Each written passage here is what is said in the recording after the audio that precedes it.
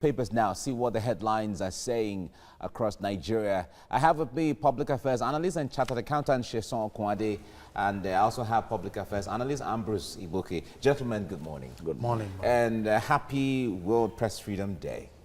Yes, thank God we can talk. Yes, of course. The point is, as far as anyone is here on the platform to talk about all of these issues to the papers, you are an associate journalist or you're a friend of journalists. Sure, of course. All right, let's get to the papers now. We'll start with the Vanguard. Vanguard is our first paper this morning. Insecurity, bandits kidnap 6 at Zamfara Girls' School and has some multiple riders there. As residents kill 7 suspected bandits, police confirm 5 abducted in Zamfara school. Reps invite Buhari, ask him to declare a state of emergency in Katsina. End your foreign trip to tackle insecurity. PDP tells Buhari, Boko Haram, ask for support, you'll get. UK tells Nigeria. Okay. From the Vanguard, let's go to the Daily Sun. As police explain kidnap of Daura district head, Katsina reps, okay, full military action. Summon Buhari amid calls for state of emergency. 2 million people displaced by Boko Haram, says the UK. Right, from the Daily Sun, let's go now to The Nation. The Nation is next now. Suspects held in abduction of Buhari's hometown head. Okay. And police recall gun battle with district head's abductors. Okay.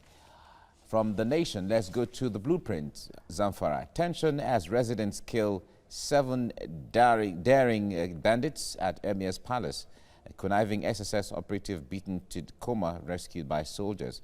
Reps summon Buhari. Okay. From The Blueprint, let's go to the last one now. This day is our last paper for this morning. Insecurity worsens as bandits attack Zamfara school, abduct students, teachers. House resolves to summon Buhari. That's what the papers are saying this morning. From one point to the other, from one state to the other, insecurity, insecurity, insecurity. Sheson, I'd like to start with you on this. The call for a state of emergency in some local governments in Katsina State, the move to say, okay, let us summon the president to come and explain the state of insecurity and all of that. How are all of these things going to help in the mix? Yeah, it's quite disheartening that we wake up each day and all we could just hear is people dying and dying. These are not dying from hunger or anything, but just attack. It's keep posing a kind of something to us that the rate at which you value life in this country is really 0. It's even entering into negative. Be that it may, all this idea of calling for state of emergency or recalling the president from his visit, while he was here, all those things are happening. And I see no better input. The only reason why I feel they might be calling is because he's the head of state. But while he transferred power to someone to manage the affair of things, which I feel there are head of security, there are security chiefs who are supposed to be in position of some of these things, and they are not doing it. I learned the other time people were actually calling that these guys are overstayed their deal. They should be removed.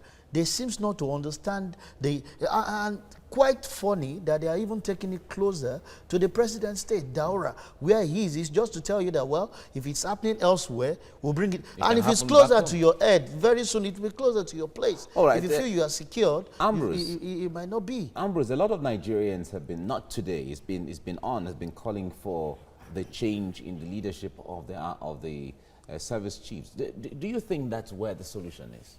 Well, there was once the commander-in-chief admitted that his own Inspector General of Police disobeyed him. He told him to relocate to Benue State, and he refused to. And he came to the nation to no heads rolled. Look at what happened in Sri Lanka just 2 weeks ago. I mean, the police chief and those who are in charge of the security apparatus had to resign under 48 hours. That is a serious country. That's a country that works. But here, we have ministers that have underperformed or non-performance. They are there for 4 years rolling. We had service chiefs who are roped in one controversy or the other. We had soldiers who nearly mutineered because of lack of payment of allowances. We heard news of them being owed and nothing has rolled. So it keep on, piling up. And the effect of what we get is deterioration of the because the morale of the men, there's no boost. There's nothing. When you don't take care of the welfare of the personnel, then you are inviting trouble because they will not be motivated to do anything. Having said that, the tenure of the current Chief of Army Staff have expired since, but it was elongated for reasons best known to the Commander-in-Chief, because he's not, I don't see the star performance. Somebody like Ihejirika did better in fighting the Boko Haram than what we have here. Even though the international community was not supporting us there because they don't allow us to buy arms for whatever reason that was best known to them, but they could still do what they could do. All right. When you see a headline like "Ask for support, you will get," UK tells Nigeria. It's one of the headlines we read today on the Vanguard newspaper. When it comes to foreign assistance, many countries of the world have indicated interest to assist Nigeria one way or the other, whether it's from Russia to the United States, to the UK, to Germany, to Israel, and so on. What's the difference? What has really changed with all of this indication of interest? The fact of ask for help will offer is you need to first have confidence in the person that wants to offer help to you, one. Two, Nigeria doesn't have confidence in the UK? No, it's confidence in the sense that the head, who is the commander-in-chief, who is our leader, should be able to say, okay, those people that wants to come and offer assistance to me, I believe in them. For the president, he doesn't. Otherwise, when you see people actually dying at your doorstep day by day, and somebody who has said that give those defense... If I have to see it from that window, the head of state, or the president right now, he of all people would be in the best position to know how Nigeria and UK have been partners when it comes to security, economy, and all aspects also of that's life. why he goes for his medical whatever. Exactly. So if he can hand over his life to you, to them, so it's just to tell you people. for me how insensitive it is, or he is to the life of average Nigerians. Because what we expect is if you are committing your life to them, any little thing, you go to UK for treatment or some other thing, and these guys are saying, let us offer you assistance security-wise. We all know that out there it's really not insecure. For them, they are secured. And they're saying, let's offer assistance. You are not giving that. It's to tell him that he's really not caring about the citizen. He's leading. All right. Ambrose, would you see this as insensitivity from either the president or the government of Nigeria generally? Because we hear of, it is not just in Zamfara or Katsina State. There's also issues in Benue. There's also issues in Ebonyi. There's also, there are issues also in Taraba State. We're having three-pronged security issues. One is insurgency from Boko Haram. The other is the herdsmen, wiping of villages and all that. And then there's this new twist now, what the security agency is called banditry. Now, these three, when you amalgamate them together, you know we are in serious trouble. Yet, what happens? Our president, when something happens out there, whether it's Sri Lanka, in the Notre Dame, and different things, whether it's a terror attack that 50 people die, we send the longest condolence message. In fact, we just offered this $50,000 to a country. $500,000 to a country. But when people die in our places, which is even more, we have 300, in one soup, 1,000 people die in Nigeria. And the government doesn't even mention it. They're not even commiserate. They don't even know sympathy message. So what happens is that in Nigeria, we have our military. I will reiterate, no matter how many times it takes, that our military, paramilitary and security agencies have the capacity to root out these bandits. These bandits are equated to Boy Scouts, to where our military is. They can deal with them. We don't even need any foreign help here because they can deal with them decisively. Why is that not happening? It's because the military boys will tell you, well, they're under instruction. They're under command, and the command is not given. They cannot act. So who is not giving the command? So we always put the buck at the commander-in-chief because no matter what happens, he is the person we have entrusted our security to, of lives and property in this country. Okay. There was a report yesterday somewhere credited to the EFCC chairman who says that the state governors are creating insecurity to justify security votes. How serious, how does that come to you, if it is anything to go by? Well, to me, I won't take that up because for EFCC chairman, all we keep hearing are just, to me, propaganda. You just said why do you see it as propaganda? If there are really facts to this, bring out their names. Let's know the governors. It can't be all. It can't be all. What we keep telling them is that don't just come and tell us headlines that we keep arguing about. Give us names and let's nip those people by the bud. If you are able to tell us that this governor, with due investigation, we've been able to observe that he's propagating this, he's doing this to win more security vote, then everybody will just attend to it. But you just come and give a blanket check and say, governors. Who are the governors? Yeah, but this is part of the questions Nigerians ask. We remember a time where, I think that was about a few weeks or a month ago, where the army heads came to say that from investigation, traditional rulers, some traditional rulers were behind banditry and insecurity and all of that. But they respond to him. No, Yeah, as I said, these things are just propaganda and lack of will, political will to execute it. They have the capacity, as I've said. Let's not be in doubt about that. They have the capacity to take these guys out. So somebody is not doing the job. And for Magu to come up, remember the security vote is not even in the appropriation, any appropriation, be it in the National Assembly or State Assembly. Yeah. So it is what they, the executive, use in whatever purpose they want and call it security vote. The president has the largest, in fact, a humongous share, almost the totality of what the state government governors are having is what the president has as security vote. So Magu should just stop playing to the gallery, because the security, you cannot even investigate it, because it is not money that is passing through this channel. These are money through the backhand. So you cannot even do it because it's not appropriated, and they are still doing it. So he has no business talking about security. His own is financial fraud.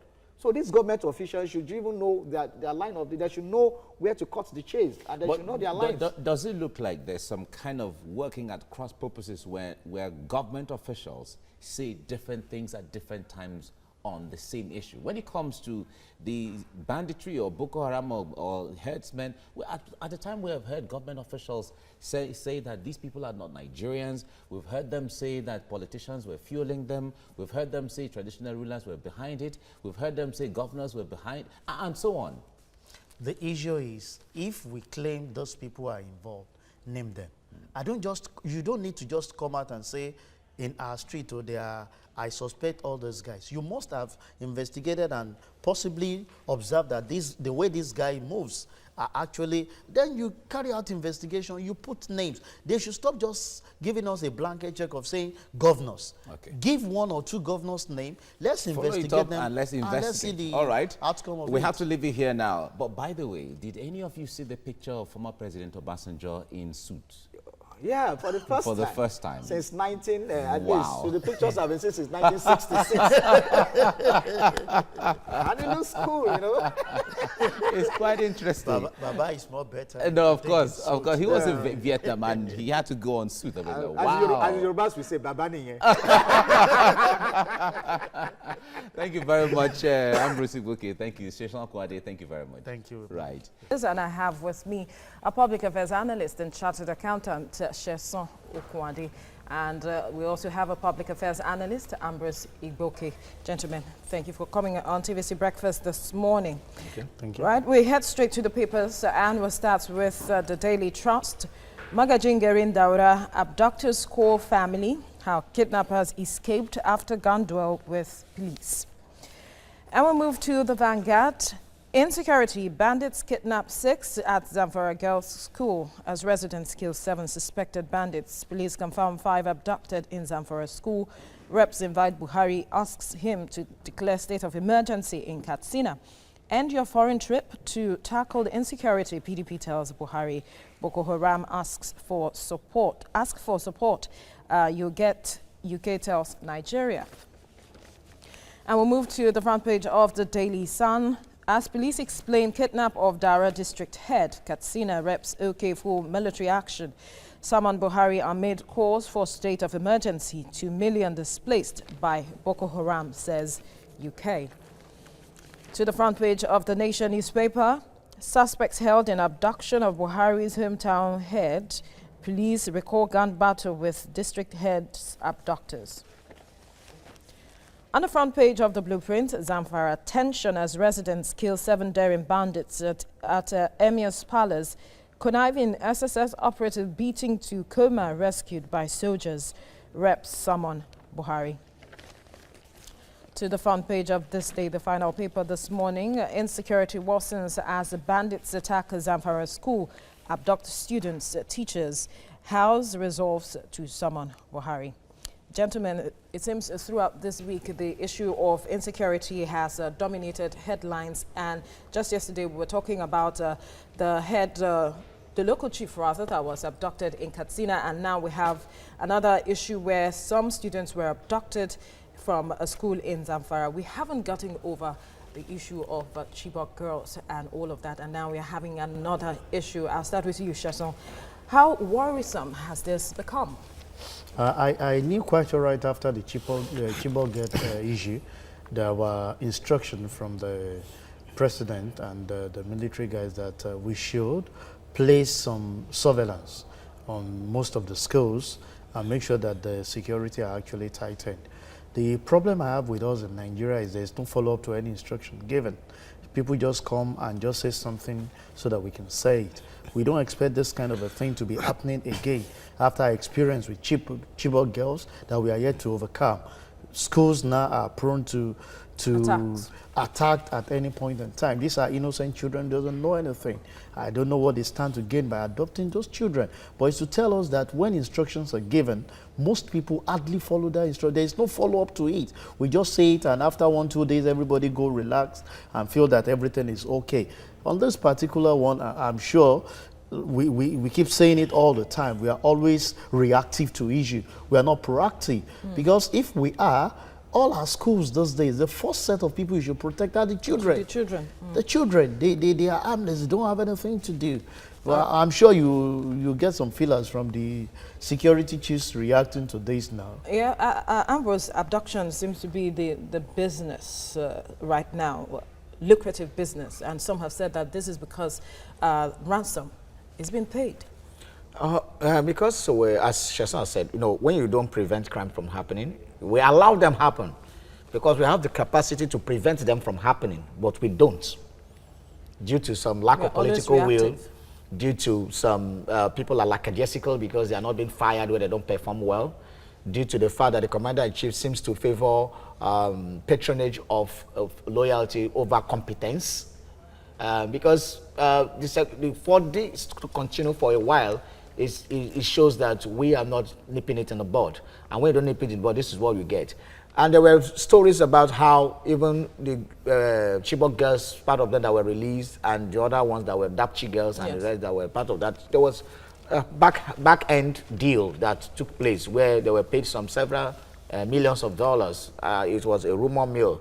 And then also we had that there was a story in the newspaper during the week that actually somebody, after police had paid, some people alleged that police paid ransom. Yes. There are some Nigerians were saying police paid ransom to release their own men. Then what happens to us? So the issue now is that it's a business. Does that show and does that imply helplessness? It doesn't, because the security apparatus actually can fish out those who are perpetrators. They are Nigerians. Through our sophisticated intelligence reports, they know. They can fish them out. Sophisticated? We have it. We bought them. We use them. It is only when these guys don't want to do their work that they throw up all kinds of excuses. We know where these people are. They're just, most of the time, they're by the bush in the towns and villages. They are there, and they can fish them out. Why that is not being done has to be investigated, because then we complain that they don't get the command to take action. Yeah. And now okay, you want to say something? Yeah, to support him. You see, if anything funny happens to a senior person in this nation, give it. You see the way the police will react to it, and they will deliver. I remember a former Inspector General of Police saying that the police know these people and are complicit, because when they say they arrest people, what happens to the investigations? Yeah. You see them walking on the street the next day. Of course. I mean, they get, sometimes the police say they're incapacitated. They're helpless in the sense that they know where these people are, where they get them arrested. As in the case of Togre during the election, you say that they got many people arrested, and they said that a call came from above, that they should let them go. They should let them go. And the fact remains that this will continue if there are no severe punishment for those that are actually doing it. Because some have also said that when justice is not done, these things will continue to happen. So how do we bring them to justice? Because people are suffering. The issue there is there are rules guiding some of these things. You've committed this offense. We've investigated that this has actually been carried out. What section of the rule or of the rule of law nipped you by the bud? But what we have these days is that those guys are free at doing whatever they want to do because they have one godfather who have actually sent them the message. If you don't have godfather, you fall prey of any of those things, they get you down. Everybody will be very careful of what they do. But these days, you even see a criminal say, go ahead and do your worst. And the police is just a phone call from the higher authority, like he mentioned. So it's just a phone call. And now the reps are summoning the president to return from his trip to come and tackle the issue of security. Ambrose. I think we keep joking about our lives and we keep joking about security. We keep joking about things that are salient to our existence as a country, to our internal security. We take it as a joke, and that is what has been happening. You didn't summon the IG of police, you didn't summon the chief of army staff, you didn't summon the director of SSS, you are summoning the president. The president, we know, already has tacit support for his security chiefs, because most of them would have been fired by now. Some of them have displayed gross incompetence, but they are still there. So why are you summoning the president? To do what? This House of Reps member, why are they summoning the president? To make them look as if they are doing something about the security issues. So they are all playing to the gallery. And the more they play, the more the people are getting more agitated, the more the people are pushed to the wall. And when things like this start up, look, we saw what happened. Is it in Daura that the SSS, Zamfara, where the SSS person came to the Emir's Palace and see what happened? All right, thank you, gentlemen, for your contribution on the newspaper review this morning. Chartered accountant Sheson Kwade, who helps us look at some of these headlines. I also have a journalist and public affairs analyst, Ambrose Igboke. Gentlemen, good morning. Morning. Right.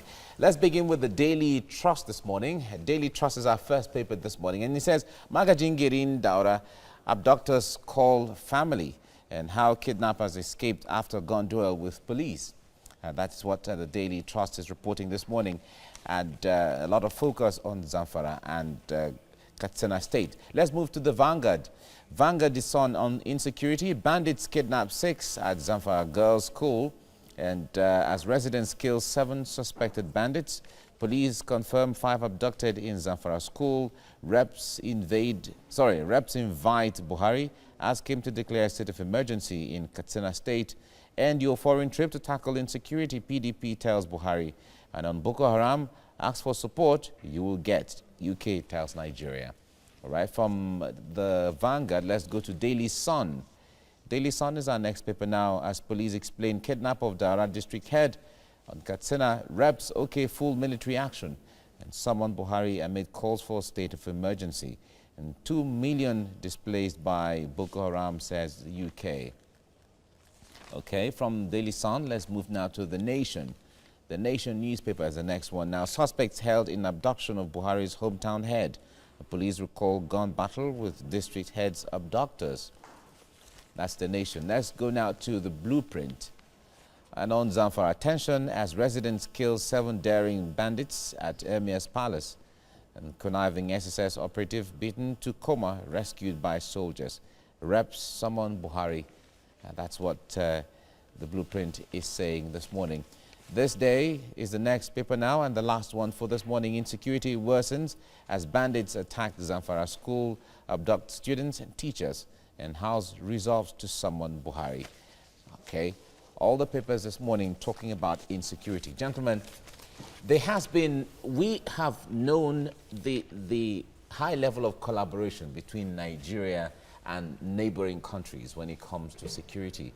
And from some of the reports we hear that some of these bandits or some of these herdsmen or some of the terrorists don't reside in the country. They reside in some of these countries. They come into Nigeria, perpetrate whatever they want to do, and they leave. What kind of collaboration should, go into mitigating this issue now? Let me start with you, Ambrose. It's quite unfortunate that Nigeria is in a situation where so-called bandits or insurgents actually cross our borders. Who are you to cross Nigerian borders in the early millennia or maybe in the late 90s? when we were so secure that we're helping other African countries to secure their own territory. We had a COMOG that Nigeria instituted and Nigeria funded to install peace in Liberia and in Sierra Leone. That was Nigeria, my Nigeria. The Nigeria we have now, I don't understand. That mere bandits are crossing our borders to attack us and strike, and then the military people are giving us this as excuse. So there's something fundamentally wrong. We all know it. And until we really wake up and see how we can deal with that, and the military should stop giving us excuses. We are here doing our own job. They should do their own job. The security architecture and the apparatus know what to do. So we are tired of press statements, releases, excuses that are jumping borders. They have the capacity to stop them, so let them stop them. All right. Now, Sheson, former President Goodluck Jonathan has said that even the military and the security agencies have been infiltrated by Boko Haram at that time. And when we look at what is going on now, recently, I think about a month ago, the DSS arrested a deputy local government chairman in I think in Zamfara State, where he was alleged to have been giving information to some of the bandits and so on. Do you think there's this fifth columnist somewhere where within the system there are sabotage? For real, there will definitely be. If we go by the postulation of the spiritual, out of the 12 that were with Jesus, we have a Judas. So, but be that it may, you have some people that the motive of joining the force is best known to them. And you have it everywhere, where you always have some individuals that their major issue is they are there for their personal gain and not for any other thing. So people coming out to say we've been infiltrated, we've done. I think all they need to do is, if you've observed this, what are the measures that we've actually put in place? That will always be in every setting you want to talk about. Where even the private sector, everywhere, there are individuals that the major reason why they are joining a firm or joining a certain thing is for their personal interest. But all you need to do is to look for a way to mitigate that. So if it's actually been infiltrated, all we need to do is security issues are not things that you discuss in the face of the papers, the measures to curtail some of these things. If, like you said, a deputy local government is because he has first-hand information. And until we take out greed and value lives, our value system needs to be worked upon. But I wonder if we have to take out greed, like you say, I wonder who is going to take out greed and how it's going to be done and who it's an individual thing. You should just be contented under this atmosphere of competing. You see, everybody wants to compete, and it's not like this while we're growing up. Yeah. You just want to be contented with whatever you have, and when you start working, you don't do anything because you want to please anybody. Yeah. So it's a personal thing. It's not something that you have to put in the values of the skill. All right, we have to leave it here now. Sheson Kwade, thank you very much. Ambrose Iboke, thank you very much for coming as well. Thank you. Mike.